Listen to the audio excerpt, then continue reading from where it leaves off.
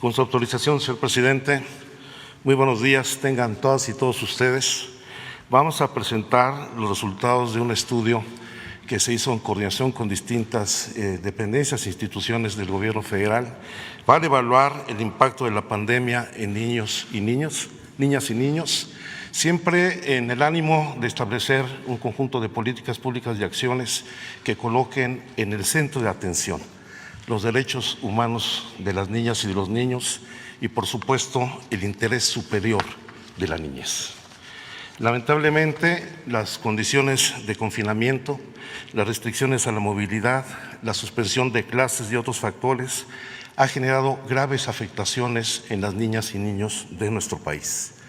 Afectaciones en las etapas de desarrollo y salud mental por falta de convivencia comunitaria y por segregación social, afectación en su proyecto de vida por la deserción escolar y por el incremento en la desigualdad, y un asunto muy delicado, que es el incremento en la vulnerabilidad ante la violencia familiar, el incremento en los homicidios infantiles y los embarazos en menores de edad.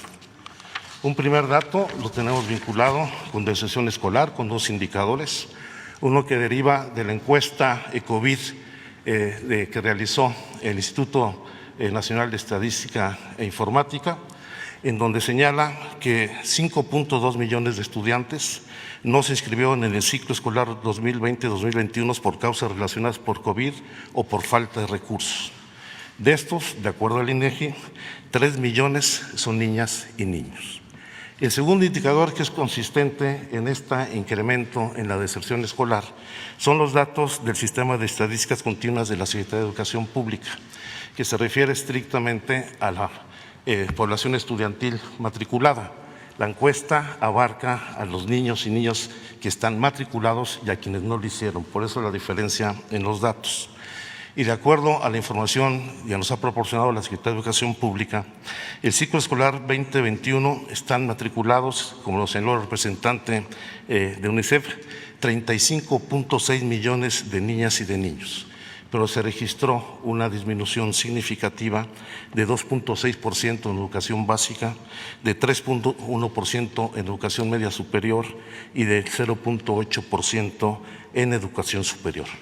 Si bien el porcentaje más alto se da en educación media superior, lo delicado es que el mayor número de niños y niñas matriculados están en educación básica, tanto en primaria como en secundaria. Uno de los elementos más delicados tiene que ver, el siguiente por favor, con el incremento significativo de la violencia familiar durante la pandemia, donde solamente entre los meses de marzo a junio del presente año se registraron los niveles máximos históricos de violencia familiar contra niñas y niños. Y para dar un dato que es realmente preocupante, es como durante el primer semestre de 2021 se registraron 129.020 carpetas de investigación por violencia familiar, que representa un aumento del 24% respecto al mismo periodo del año anterior.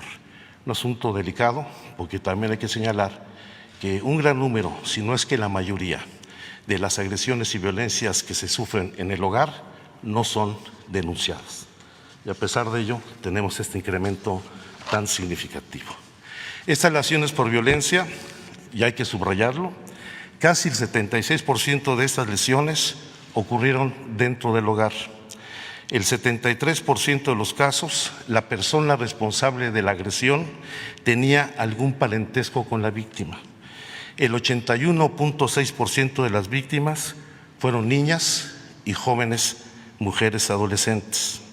Y durante el primer semestre de 2021, los casos por parentesco alcanzaron el 66% y las niñas y adolescentes mujeres fueron las más violentadas dentro del hogar, con el 92.8% de agresiones vinculadas a violencia psicológica, violencia sexual, violencia física, abandono, negligencia y violencia de naturaleza económica. Este es un hecho que va vinculado también al problema de embarazo de niñas y adolescentes. De acuerdo con las estimaciones del Consejo Nacional de Población, actualmente nacen cada día más de 1,000 bebés, hijos de madres, niñas y jóvenes. En 2020 se registraron 373,661 nacimientos de madres adolescentes, de las cuales 8,876 son hijas e hijos de niñas menores de 14 años. Niñas entre 10 y 14 años fueron embarazadas por un amigo, un familiar, un desconocido o el exnovio. La mayoría de estos casos por violación sexual o por matrimonios arreglados, que son violaciones sexuales. Datos del Registro Nacional de Población nos dan cuenta que 4 de cada 100 nacimientos en la actualidad son de niñas madres menores de 17 años. Y lamentablemente las defunciones por embarazo, parto o puerperio en adolescentes mujeres de 15 a 17 años ocupa el 6º lugar en sus causas de muerte. Estos niveles de violencia alcanzan su expresión más delicada en los homicidios de niñas y niños. Solamente entre el 2018 y el 2021 se han registrado 4,400 homicidios de niñas y de niños. En 2020, la tercera causa de defunción de niños en el país es el homicidio de los niños y es la sexta entre las niñas entre los 1 y los 14 años. En el caso de los adolescentes, la primera causa de defunción es el homicidio. Desde 2017 se registran alrededor de 1,500 homicidios anuales y la tendencia, como lo pueden apreciar en la gráfica, se ha ido incrementando a partir de la pandemia en el año 2020. Junto a ello, en 2020 hubo 1,100 suicidios de niñas y de niños, una cifra que no habíamos registrado anteriormente. La tasa de suicidios en niñas, niños y adolescentes aumentó en 12% entre 2019 y 2020, llegando también a su máximo histórico. Los suicidios de niñas y niños entre 10 y 14 años aumentaron en 37% para el caso de niñas y 12% en el caso de niñas y mujeres adolescentes. Y lo más delicado, el pensamiento suicida en adolescentes aumentó del 5.1 al 6.9 de 2018 a 2020 y la conducta suicida se incrementó en adolescentes del 3.9 al 6% de 2018 a 2020.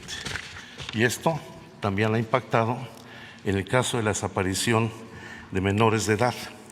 Actualmente tenemos registrados entre el 1 de enero de 2020 y el 10 de agosto 4,325 niñas y niños desaparecidos en México, 1,470 niñas y 2,853 niñas. El 66% de las desapariciones que se da fundamentalmente en adolescentes mujeres entre los 15 y los 17 años de edad, presumiblemente víctimas de la trata de personas. Y lamentablemente también en muchos casos el proxeneta tiene algún vínculo familiar o de parentesco con la víctima.